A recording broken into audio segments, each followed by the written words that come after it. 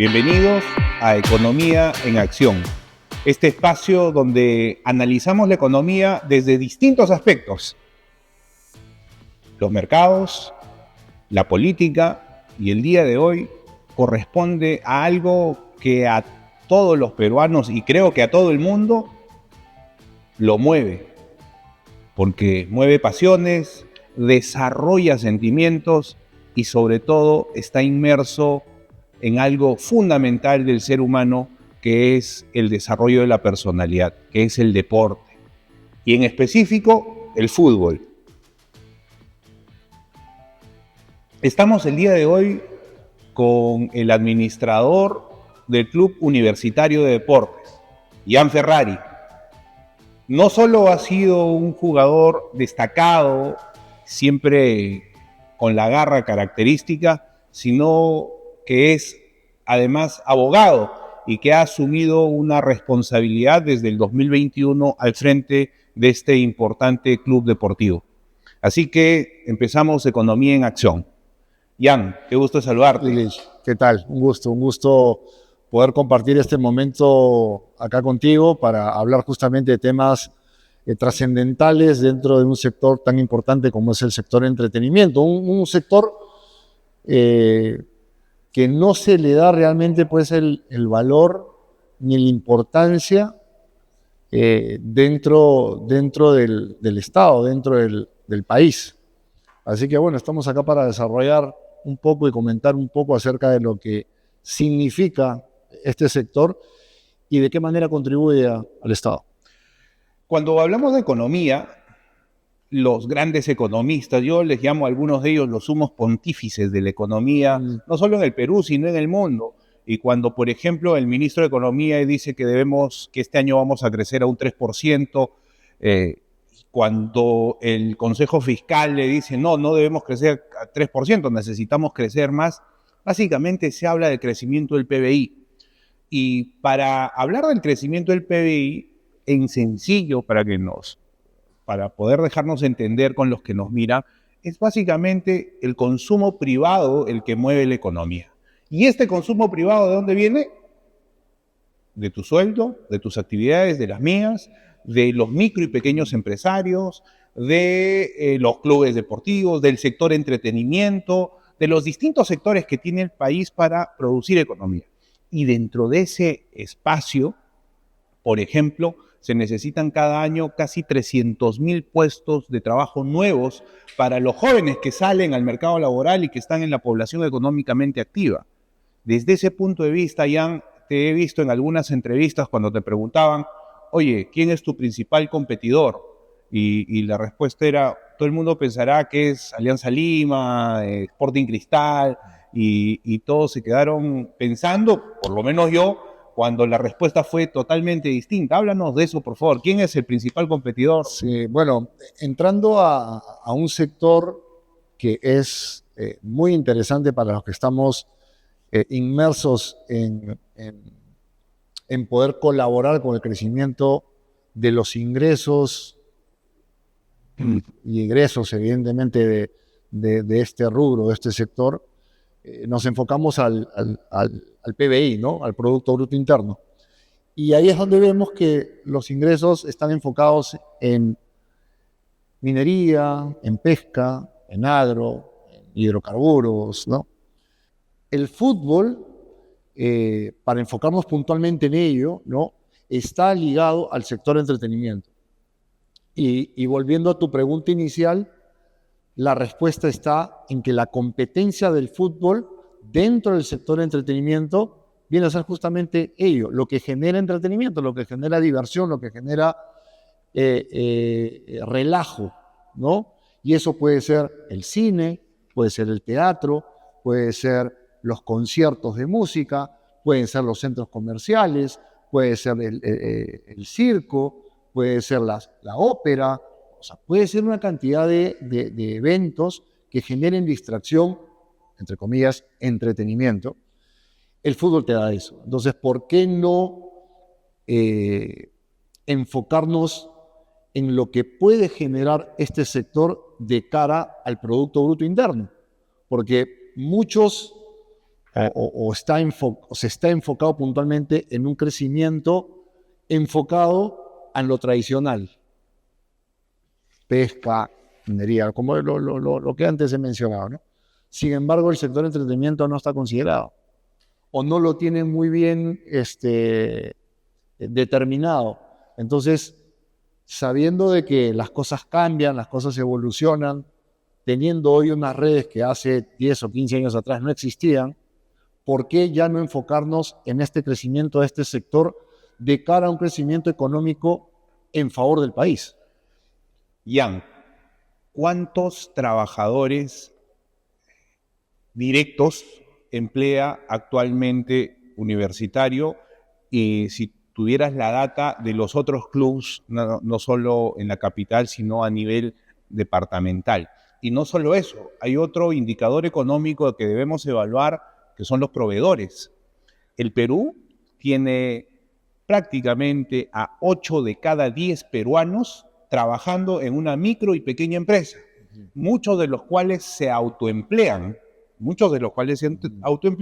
y este autoempleo lógicamente contribuye también con el desarrollo económico y el crecimiento del PBI, como habíamos hablado. ¿Cuánta gente depende en este momento de un club como Universitario de Deportes y de otros clubes a nivel nacional?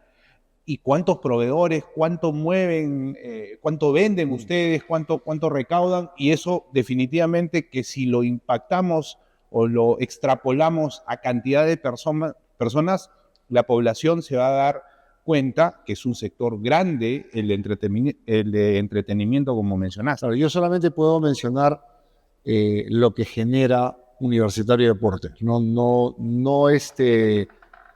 tengo la información de otros clubes, ni tampoco tengo la información exacta, digamos, de lo que genera también la Federación Peruana de Fútbol, ¿no? Yo hablo puntualmente de lo que genera Universitario de Deportes, y es una fuente muy rica generadora de trabajo, ¿no? Y al mencionar generadora de trabajo, es no solamente para el trabajador, como bien mencionaste, del club, que somos aproximadamente 450 personas las que se tiene dentro de la institución, sabiendo que tenemos 3 sedes, sabiendo que tenemos mucho personal de mantenimiento, aparte de toda la parte administrativa. También tenemos pues proveedores que colaboran, ¿no?, con lo que son mantenimiento de campos, ¿no?, con lo que son mantenimientos de pozos de agua, personas que abastecen o empresas que abastecen, por ejemplo, de combustible para los motores del Estadio Monumental. En fin, hay una cantidad de situaciones que generan trabajo a empresas y a personas, y estamos hablando solamente de un club. Hay que recordar de que para el año 2024 hemos pues tenido un ingreso que ha superado el incremento al año anterior de aproximadamente el 10%. Estamos hablando de aproximadamente 126 millones de soles que ha generado el club en cuanto a ingresos. Entonces, estamos hablando de cantidades importantes, fuertes, para una institución deportiva, ¿no? Jan, sin hablar de lo que se mueve en merchandising, en publicidad, en confecciones. Cuando vienen, por ejemplo, los partidos de la selección o los partidos importantes de cada club, vemos que la industria textil crece y tiene unos picos importantes. Y eso también genera economía, genera desarrollo. Entonces, alrededor de la industria del fútbol y del entretenimiento donde estamos conversando, también se generan otros espacios. Sí, no solamente en el tema del merch, que es la publicidad, digamos, más palpable, ¿no? Porque puedes crear o generar los polos que tiene la marca Marathon, que son los responsables de darle la indumentaria al club, sino todo lo que viene a raíz de la venta de un polo. Vienen las chalinas, vienen las casacas, los buzos, los shorts, las medias, las zapatillas. A eso le sumas los relojes, los llaveros, los lapiceros, o sea, los termos, vienen marcas a licenciarse con la marca universitario para poder tener oficialmente la venta de los productos.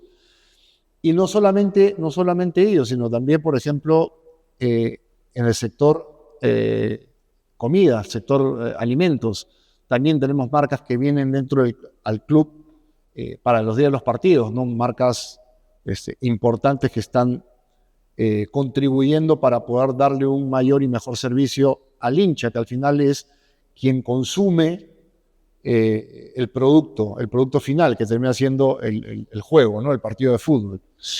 Entonces, tenemos una cantidad de ítems, digamos, por llamarlo así, que son pues generados justamente por el sector, en este caso el fútbol. Ahora, si esto lo llevamos a otros deportes, el panorama se amplía mucho más porque los productos que se venden son diferentes.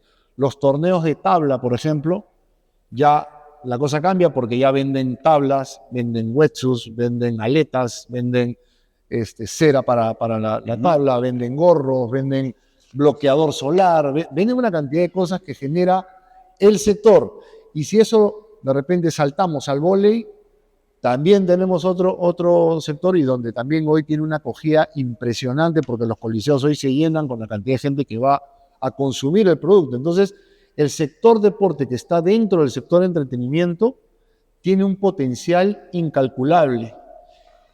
Y eso es en lo que nos deberíamos enfocar como país, porque toda la retribución que te puede dar el deporte como tal, trabajo en equipo, valores, principios, disciplina, compañerismo, hay una cantidad de valores que te da el sector y que lamentablemente pues el Estado no se ha enfocado en ello, ¿no? Es por eso que mi lucha continua está en el poder potenciar el sector deporte dentro de este marco que es el marco del entretenimiento. Y justamente llegamos a un punto sensible, la política. Yo a mis alumnos en la universidad les decía ya que la política no solamente son elecciones cada 4 o 5 años, la política es cultura, es deporte, es entretenimiento, es filosofía, la cultura es arte y tiene muchas aristas la política. Y dentro de esas aristas, dentro de esos senderos y caminos que transcurre la política, definitivamente va ligada con la economía y a su vez con otras disciplinas que hacen que esta herramienta, si es bien utilizada, como lo mencionas, pueda generar cosas positivas para la población o para todos los sectores donde se tenga que desarrollar la política. Y es en ese sentido que el Congreso de la República ha aprobado la ley para que los clubes puedan pagar sus deudas concursales.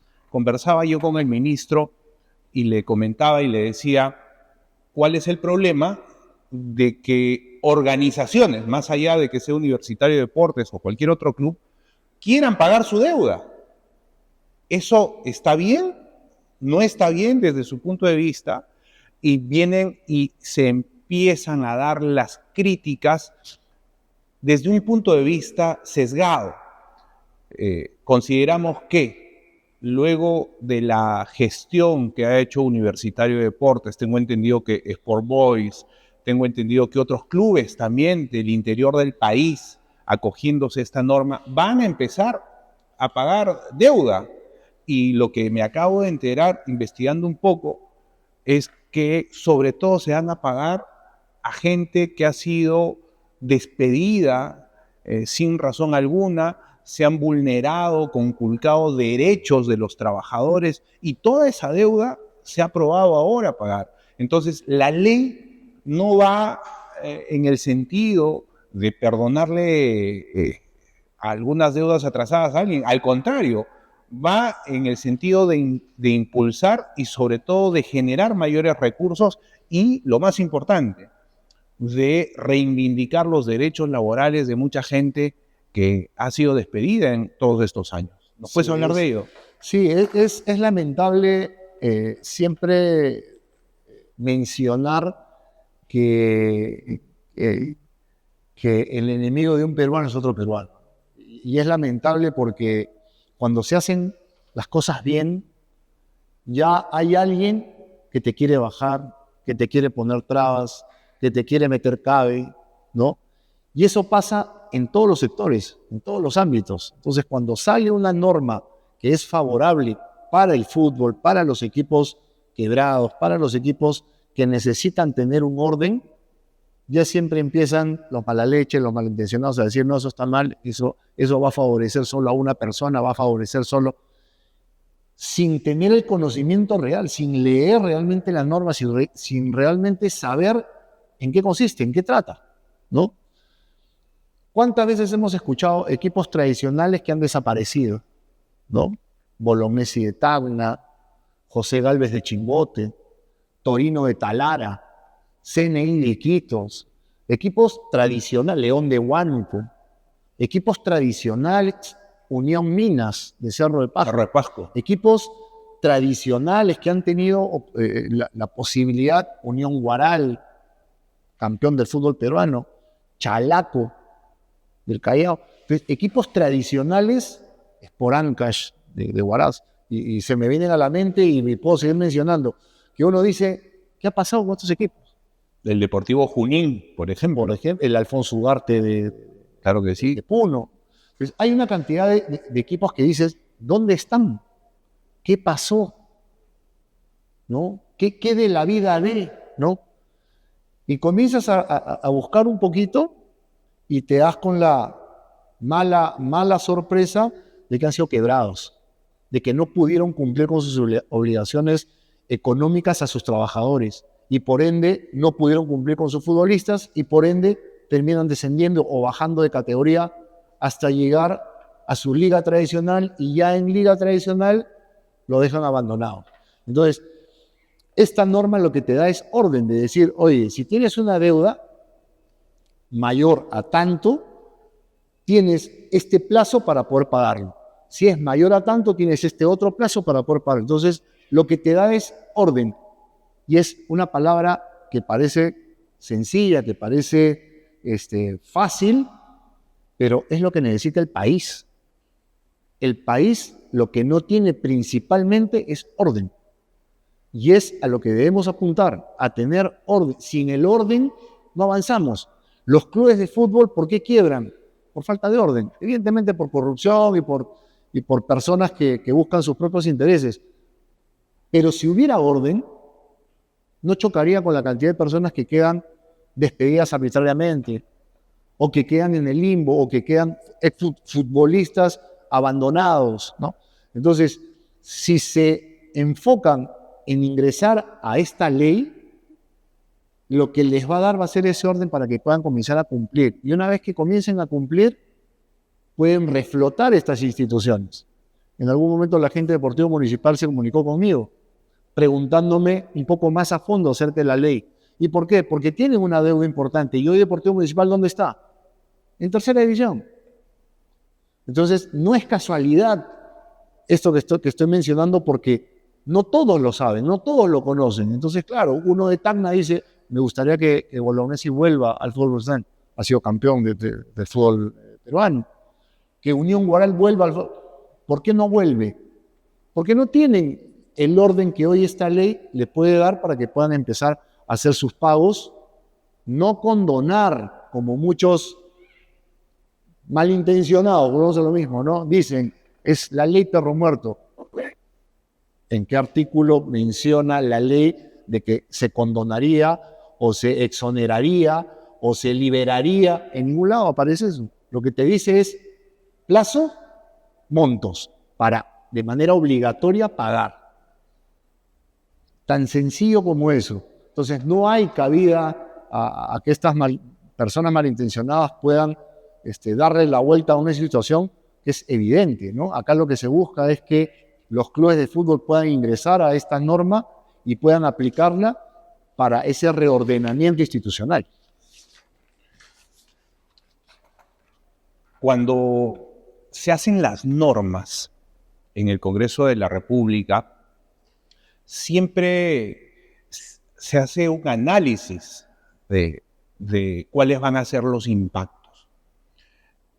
Y como toda decisión política tiene sus impactos y tiene los costos, esto siempre se va a ver con los resultados. Hay normas que han pasado durante mucho tiempo y que no han tenido resultados y necesitan ser cambiadas.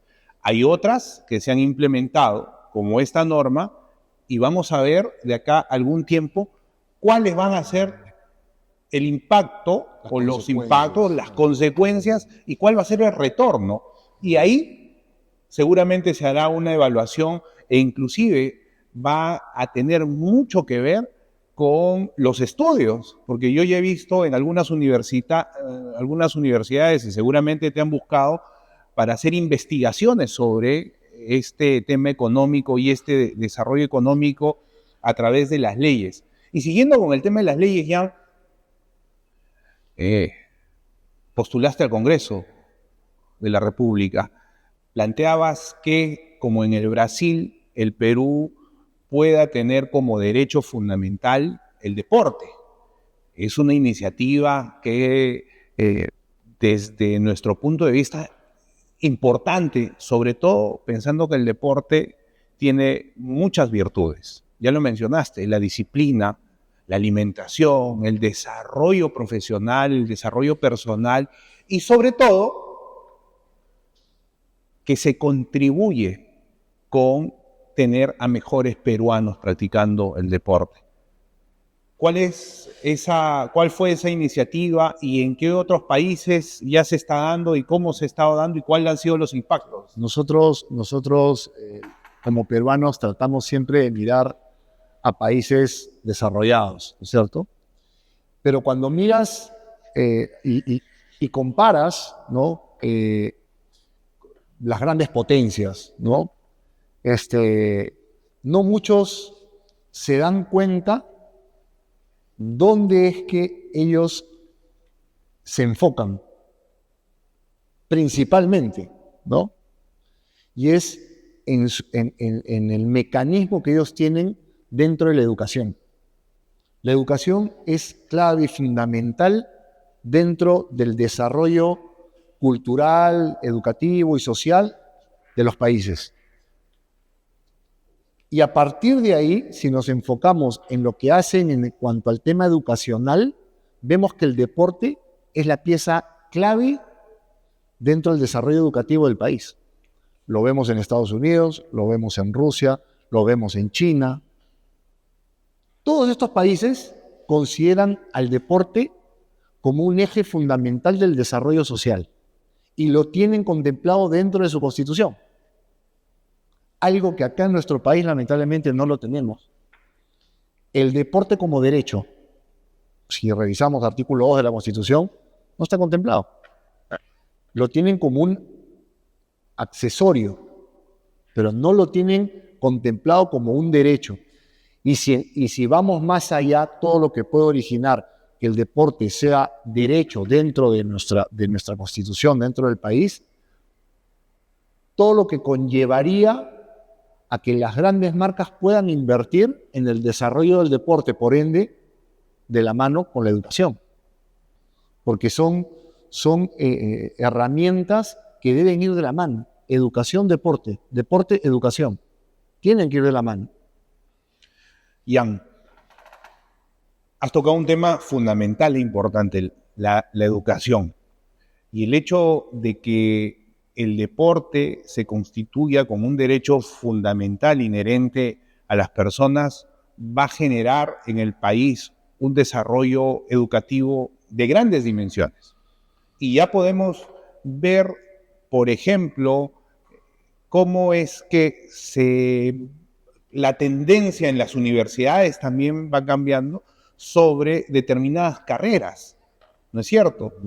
Se tienen carreras ya ligadas a la gestión deportiva, ligadas al desarrollo administrativo en el deporte, en clubes deportivos, y eso va marcando una tendencia a futuro y va dándote más o menos una visión de por dónde están yendo los países, la educación, por dónde está desarrollándose la economía, porque todo está ligado, todo tiene interrelación.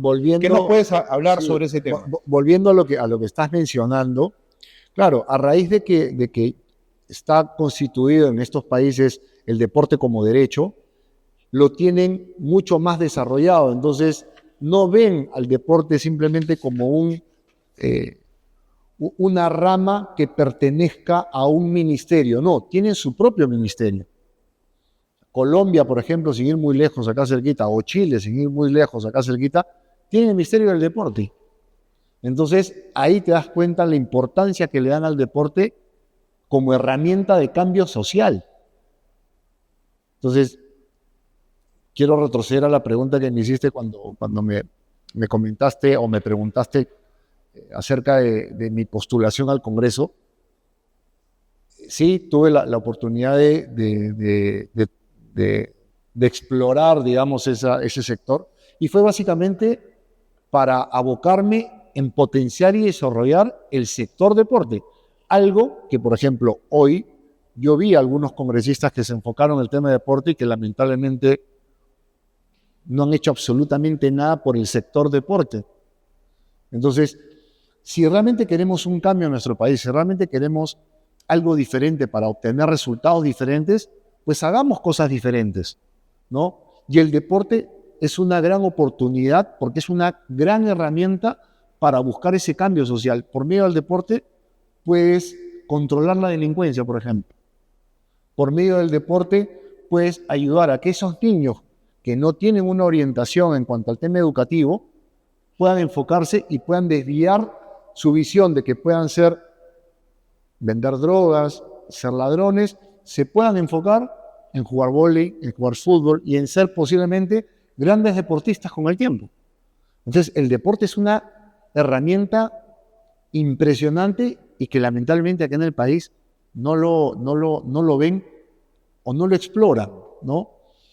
Y ahora, a raíz de todo esto que te menciono, volvemos a la pregunta que me hiciste con referencia a que se está desarrollando en otros países la educación con relación al deporte.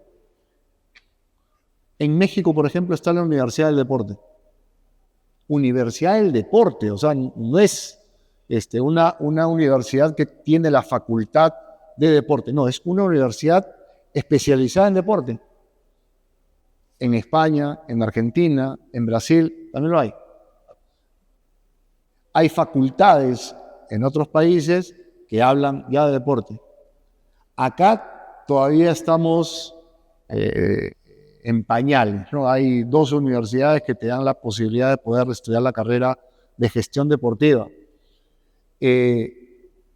Pero eso no alcanza, no basta, porque el sector es un sector muy amplio y no solamente la gente está enfocada en estudiar gestión deportiva, la gente quiere estudiar psicología deportiva, la gente quiere estudiar periodismo deportivo, la gente quiere estudiar deportología, la gente quiere estudiar preparación física, la gente quiere estudiar para ser entrenador de fútbol, entrenador de vóley, entrenador de básquet, entrenador de deportes de contacto. Y no se profesionaliza. ¿Y por qué es? O sea, esto no puede pasar por un tema de demanda, ¿no? De oferta y demanda. Esto tiene que ser una iniciativa para poder potenciar el sector. Jan, para ir finalizando, mira, hay algo muy importante que hemos mencionado y es sobre la participación política. Yo considero que tú vas a coincidir conmigo cuando le decimos a la población que tiene que involucrarse en política. El filósofo Platón decía que el precio de desentenderse de la política es de ser gobernado por los peores hombres. Y involucrarse en política no solamente es ir a elecciones o postular, es, por ejemplo, a nuestros hijos en el desayuno, hablarles de qué es lo que pasa, que no se impulse el deporte porque no hay políticas públicas que lo hagan en nuestro país, que la seguridad puede mejorar siempre y cuando le demos educación básica alternativa y empecemos a desarrollarlas en las municipalidades provinciales y distritales. También eso es involucrarse en política. Y ese involucramiento definitivamente va con la decisión que se pueda tomar. Y desde todos los aspectos, necesitamos tener a deportistas sentados en el Congreso de la República para que defiendan el sector donde ellos van a buscar desarrollar. Necesitamos que los profesores estén desarrollados, que los médicos, necesitamos que los comerciantes, los empresarios, los estudiantes, todos estén representados. Y es por eso que es importante involucrarse en la política. En cualquier partido, en cualquier organización, o de repente desde una posición crítica, pero siempre involucrándose porque la política tiene muchas aristas y va con el desarrollo del país. Sí, acá hay, creo yo, una confusión con relación a estar en política, ¿no? Porque ya se habla de adoctrinamientos, de doctrinas que puedan tener tal o cual partido. Y no necesariamente es eso. Lo que una persona piense va a ir enfocado a la cantidad de información que pueda tener. Y esa información es la que uno tiene que, de alguna manera, trasladarla a mesas donde se puedan debatir formas de pensar. Yo creo que por ahí es donde se tiene que llevar la política y no el buscar beneficios particulares. Pienso de tal manera porque sé que voy a ganar tal cosa. No. Uno tiene que tener claro qué es lo que quiere y que el favorecido en este caso sea el país. No sea una persona o no sea un grupo de personas, sino sea el país. Y ahí es donde creo viene la confusión más grande con relación a estar o no estar en política. Mientras, como bien dices, no hayan personas preparadas y que puedan saber explicar posturas, posiciones de manera alturada, con debates alturados, va a ser muy complicado de que esto se pueda cambiar. Pero lo que no se puede perder es la esperanza. Y las personas que queremos ver un país diferente, un mejor país, pues tenemos que seguir preparándonos para poder tener la altura de poder debatir toda esa información que uno absorbe con la cantidad de años que uno ya puede tener en los sectores que uno se maneja, ¿no? Yo inicié en política ya activamente cuando tenía 16 o 17 años. Y ha sido un trabajo constante de estudio, de preparación, de postulación.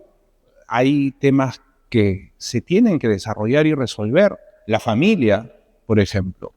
¿Y qué le dirías a los jóvenes si es que quieren emprender no solo en política, sino cuál sería tu mensaje a los jóvenes peruanos para que puedan contribuir con este hermoso país que es el nuestro y desde la edad que tienen, es muy poco tiempo el que se vive y los jóvenes tienen la oportunidad de avanzar, y no solo los jóvenes, sino cualquier persona que quiera decidir un cambio para el país?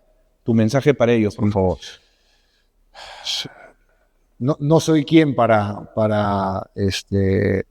dar consejos a mis hijos, siempre que son mi responsabilidad, son con quien hablo continuamente y me refiero siempre a ellos. Pero si tuviera que decir algo, como se lo digo a mis hijos, es tomar decisiones. Sea para A o para B, tomar la decisión. Porque el problema es cuando no se toman decisiones o cuando son cambiantes. El tomar la decisión es lo que te va a hacer la persona que al final, en el futuro, te va a poner donde te corresponda poner. Y las decisiones, al final, siempre van a tener consecuencias. Entonces, una decisión tomada es la que al final, pues, te va a señalar el camino, ¿no? Te agradezco infinitamente por haberte dado este espacio, este tiempo y sobre todo por explicarle a la gente qué es lo que significa el trabajo que uno hace diariamente, no solo en el tema político, en lo deportivo, y cuál es la visión de país que nos espera y que esperemos todos los peruanos puedan tener para hacer de este un país con oportunidad para todos. Sí, Te lo agradezco infinitamente. Muchas gracias, gracias. Adelante.